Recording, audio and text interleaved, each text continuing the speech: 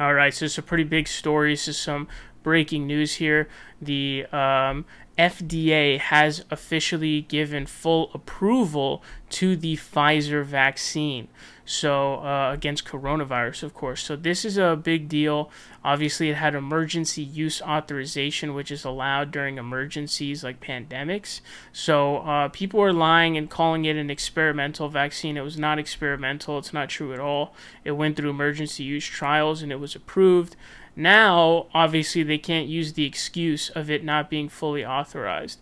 But as history has told us, I highly doubt that they're going to believe this after the FDA has approved it. Hopefully, there will at least be some. Hopefully, it'll be at least some significant portion of anti-vaxxers that will actually get vaccinated as a result of this and stop using the lie that it's experimental. But honestly, given how stupid anti-vaxxers are, I wouldn't hold my breath.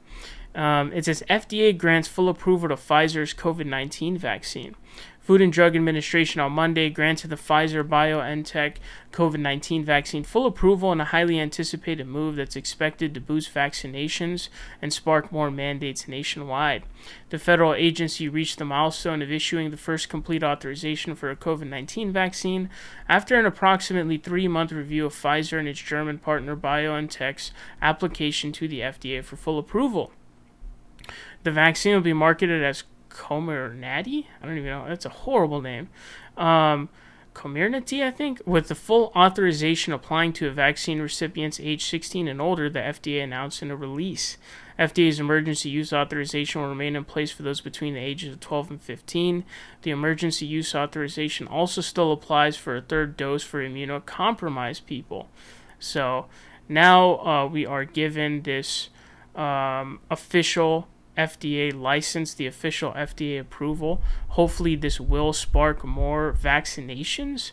Again, I'm hopeful, but it's really hard to sort of hold your breath or to expect anything when it actually comes to anti-vaxxers because they're just so goddamn stupid.